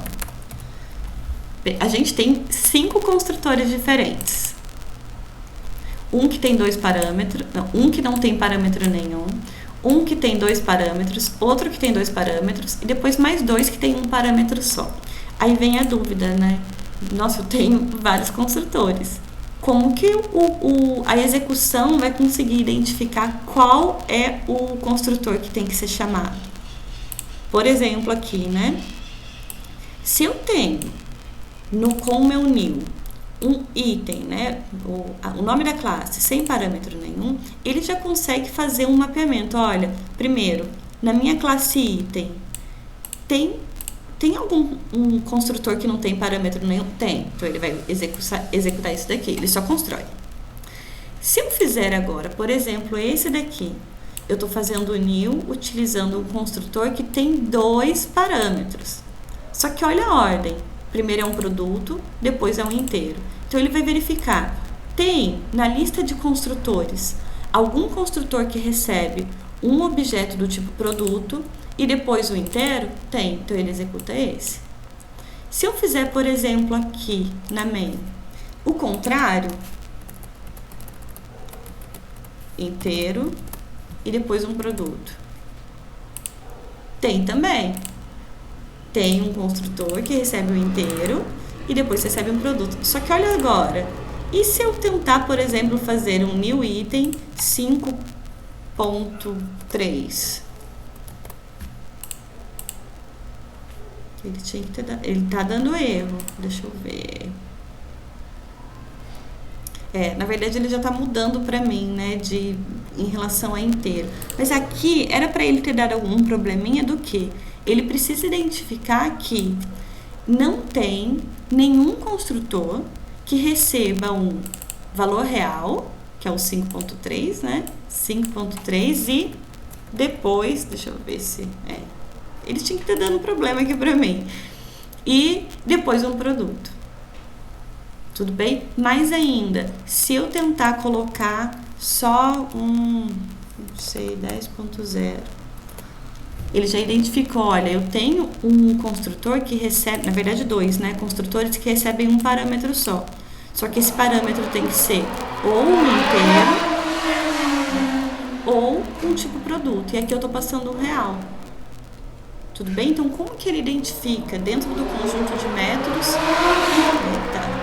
que tem o mesmo nome? Ele vai fazer a diferenciação para ver se ele consegue casar os tipos. Se tiver o casamento dos tipos, daí ele faz o quê? Belezinha, eu consigo identificar qual que é o construtor que eu preciso executar, né? Tudo bem? Até aqui, pessoal? Tudo certo, professor. Maravilha. Pessoal, eu juro pra vocês que eu tô terminando de verdade, porque já tô falando demais. Só um detalhe, então, em relação ao construtor. Os construtores a gente já viu. Posso ter um ou mais construtores sobrecarregados. E algumas linguagens suportam os destrutores, como, por exemplo, acho que C++, que daí ele tem os destrutores. O que são os destrutores, né? Então, quando o objeto vai ser desalocado da memória, ele vai ser, na verdade, destruído. Pode ser necessário especificar alguma ação para ser realizada, para o objeto realizar, antes de ser destruído. Em Java, a gente pode até implementar, que é o finalize, para definir os destrutores, mas de uma forma geral, a gente tem o que a gente chama, né, no Java de garbage collector, que ele já faz esse gerenciamento de quando um objeto deve ser eliminado. Tudo bem? Então, a gente não precisa ficar preocupando, por exemplo, com sobrecarga de memória, porque quando um objeto está sem referência, tem alguma coisa que não está sendo utilizada há muito tempo, ele já vai fazendo essa eliminação. Então, a gente não precisa se preocupar com isso em Java. Bem, a gente já falou sobre isso também, né? Sobrecarga de método. Então, quando numa mesma classe, pessoal, tem que ser na mesma classe, se eu tenho métodos com o mesmo nome em classes diferentes, isso não é sobrecarga, porque é um método de uma classe e depois um método que tem o mesmo nome, mas associado com outra classe. Se estiverem na mesma classe, tiverem o mesmo nome, a gente está trabalhando com uma sobrecarga de métodos. E como que eu tenho a diferenciação de um método com o outro? Porque se a gente tiver, por exemplo, vários métodos idênticos no nome, no tipo de retorno, na quantidade e tipo de parâmetro, o nosso programa vai ficar confuso, né? Não sabe quem que executa. Então, precisa ter uma forma de diferenciação. Então, geralmente, né, a funcionalidade do método é muito parecido, só que a gente pode trabalhar com um conjunto de dados diferentes. Quando que acontece a sobrecarga de método? Quando a gente tem nome exatamente mesmo, só que eu posso alterar quantidade de parâmetros, o tipo dos parâmetros, a ordem dos parâmetros e eu posso também alterar o tipo do retorno. Tudo bem? Eu preciso ter alguma modificação. Só um detalhezinho. Deixa eu ver se eu tenho alguma outra classe aqui para mostrar um detalhe para vocês. Dê uma olhadinha aqui, olha. Eu tenho minha classe livro. Meu livro, ele tem uma string, vou trabalhar com inteiro, ano de publicação e edição. Tudo bem?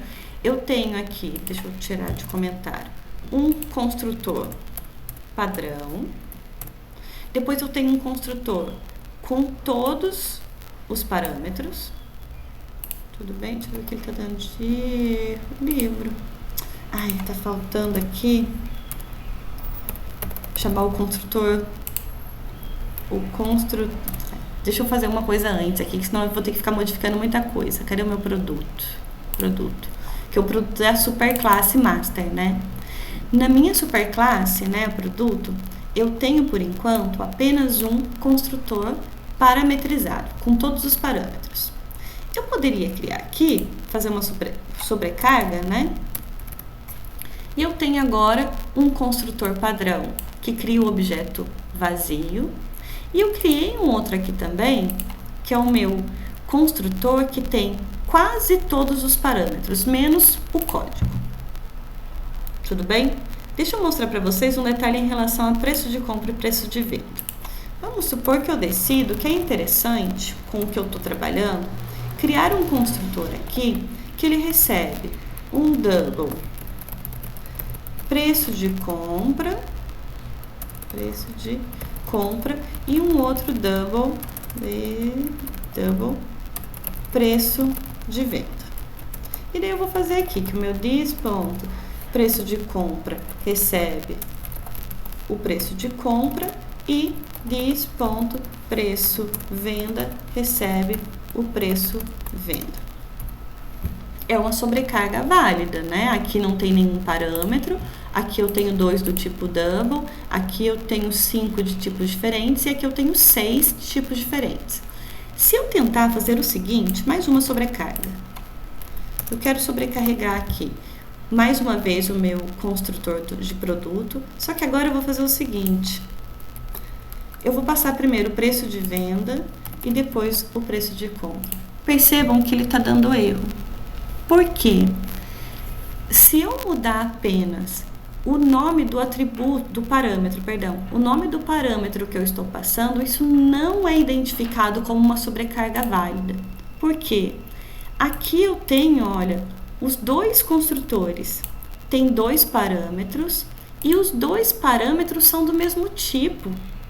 Quando eu tentar fazer, por exemplo, na main, ele nem vai permitir porque o meu produto é abstrato, né? Mas vamos então no livro. Se eu tentar fazer aqui, né? Eu vou chamar o meu construtor super, olha só, já apareceu para mim que tem sem nenhum parâmetro, com 2 parâmetros. Mas vou escolher esses 2 parâmetros. Aí eu passei 10 e 20. 10.0, né? E 20 e 50. Eu passei 2 valores reais. Qual que é a confusão que vai ser causada? Esses 2 valores significam na sequência o preço de compra e o preço de venda ou o preço de venda e o preço de compra? Quando nós estamos trabalhando com tipos de dados iguais nos parâmetros, a gente precisa ter esse cuidado, que daí a ordem nesse caso vai importar e eu não consigo fazer essa sobrecarga. Ou eu deixo esse onde o primeiro é o preço de compra e o preço de venda, ou deixo outro que primeiro é o preço de venda e depois o preço de compra. Tudo bem? Então, a gente pode brincar sim com os tipos, mas tem que ter cuidado com relação a, se eu tiver tipos iguais, a ordem modificada não vai adiantar nada. Tudo bem? Seria a mesma coisa, por exemplo, de eu fazer uma outra sobrecarga. Aqui com double preço de compra, aí eu faço preço de compra recebe preço de compra. E se eu tentar fazer uma outra sobrecarga aqui, utilizando agora o preço de venda. Double preço de venda. Preço venda. Preço venda. E aí, quando eu chamar então o construtor com apenas um parâmetro do tipo double, quem vai ser modificado, o preço de compra ou o preço de venda? Aí eu posso escolher ter só um. O que seria diferente, por exemplo, se eu passasse aqui, olha, uma string título. Agora, olha, o número de parâmetros é igual? É, mas o tipo é diferente, aí pode. Aí não dá problema.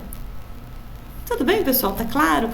A gente fez o exemplo aqui utilizando construtores, mas poderia ser a mesma coisa quando utilizando, por exemplo, com outro tipo de método. Ok? Por exemplo, aqui, olha, o meu get código, só get set título. Só para mostrar para vocês que eu poderia, sim, ter um set título com um parâmetro ou posso ter sem parâmetro. Não faz sentido, né? Mas eu poderia colocar o nome aqui, não sei, é o Senhor dos Anéis. Toda vez que não passar nenhum parâmetro para título, o título vai ser Senhor dos Anéis. Eu poderia colocar isso. Tudo bem? Então, detalhe, né? Pode modificar na quantidade, mas a gente tem que ver se... O detalhe tem alguma forma de diferenciar um Do outro, mesmo que tenha o mesmo nome, se tiver dá para fazer a sobrecarga, senão não dá. Só um exemplo aqui para vocês também, né? Tirado do filme lá, eu tenho um número diferente de parâmetros, 1, 2, 3, 4, 5, 6, 7, e aqui eu tenho 8, porque está especificando o código também. E olha só, isso pode ser interessante na aplicação, porque às vezes eu estou criando um objeto novo, só que ele não foi colocado no banco de dados, ou seja, ele não tem um código que foi especificado no banco. Eu posso só criar preencher o meu filme com os meus parâmetros, né, os meus atributos que eu conheço. Se eu, por exemplo, pegar agora um objeto que estava no banco de dados e já tem um código, aí eu já posso fazer ele inicializado desse jeito. Então, seria uma sobrecarga interessante. E, pessoal, de verdade, para finalizar, sobrecarga é o mesmo nome, da mesma classe, com alguma diferenciação. Mas eu posso ter a sobrescrita de métodos também. E a sobrescrita acontece quando? Quando eu tenho uma relação de herança, onde a subclasse, que é a classe específica, implementa de novo, né, faz uma sobrescrita mesmo, do comportamento que foi definido na classe mãe. Tudo bem? Olha só um exemplo aqui para vocês. Na classe produto, se a gente voltar, eu tenho da aula passada, cadê? Olha o hashcode aqui. Ele já foi colocado como sobrescrito porque é uma relação com um super objeto que é a super classe mãe de todo mundo, né? Que é o object. E ele está dizendo, olha, para o hashcode eu vou retornar o código. Mas vamos supor, uma suposição, que na minha classe livro, não vou pegar o filme, que é uma classe final concreta. Até já coloquei aqui. Eu quero fazer uma especificação diferente. Não quero retornar o código, não. Eu quero fazer toda uma lógica para gerar um código diferente. Olha só, eu tenho ele sobrescrito. Se a partir, na main, né, eu chamar aqui, tem um filme, new filme, ele vai dar problema porque tá faltando, acho que esse construtor. Deixa eu ver se eu tenho um construtor. Deixa eu tirar de... Pronto, agora eu tenho o meu construtor sem nenhum parâmetro. Na main, tá em pacotes diferentes, ele vai pedir então, beleza, o filme da classe model. E a partir desse meu filme, eu poderia chamar o meu hashcode. Ele vai gerar um código para mim. Tudo bem? Só que pode acontecer também, olha só o game. O game, se vocês derem uma olhadinha, deixa eu tirar também, ele não tem um hashcode sobrescrito. Se eu for na main e tentar chamar para game, então game, g, new, game, e eu posso chamar a partir do g, pronto. Eita. Pronto. Eu consigo chamar o hashcode. Daí o que vai acontecer? No game tem o hashcode? Não tem. Só que ele tem uma relação de herança. Então, onde que ele vai buscar? Na classe produto. O produto tem? Tem. Qual vai ser executado? Esse hashcode que está definido na classe pai, na classe mãe, na superclasse. Tudo bem? Sempre lembrando do específico para o geral. Tudo bem? Mas a gente pode fazer a sobrescrita. Falei demais, pessoal. Desculpa. Tudo bem até aqui? Alguma dúvida? Quando tudo certo, a gente vai, com o tempo, vai vendo as dúvidas. Atendimento também, sempre falo. É um assunto interessante, mas bem várias coisas para aprender, né? Aí, Fábio, é muito interessante que vocês mesmos já estejam implementando o projeto de vocês, porque daí vai surgindo esses detalhes. Quando que é interessante usar algum modificador ou não, seja de acesso ou não referente a acesso. Então, já vão trabalhando nisso para não deixar para frente e daí vai fazendo mais sentido de uma forma aplicada mesmo. Essa relação de sobrecarga e sobrescrita, a gente às vezes não percebe também, mas é bem utilizado. Porque, olha, da mesma forma, eu estava tentando mostrar um exemplo para vocês, utilizando o construtor sem parâmetro. E daí ficava dando erro porque tinha que ser parametrizado. E às vezes você só precisa criar o objeto, não precisa ainda colocar dados nele. Daí é interessante então criar uma sobrecarga.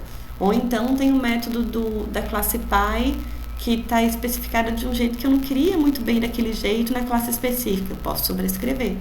Daí não precisa ficar criando também aquele conjunto de 1 milhão de métodos. E daí você fica até confuso em qual método chamar. Já tem o nome específico para aquela funcionalidade. Mas olha, juro pra vocês, prometo que nas próximas aulas a gente tenta falar um pouco menos. Vai ficando muito extenso e vai ficando cansativo também. Aí a atenção também já começa a ficar um pouco comprometida. Certo, pessoal? Certo, professor. Maravilha, então. Eu vou parar de gravar.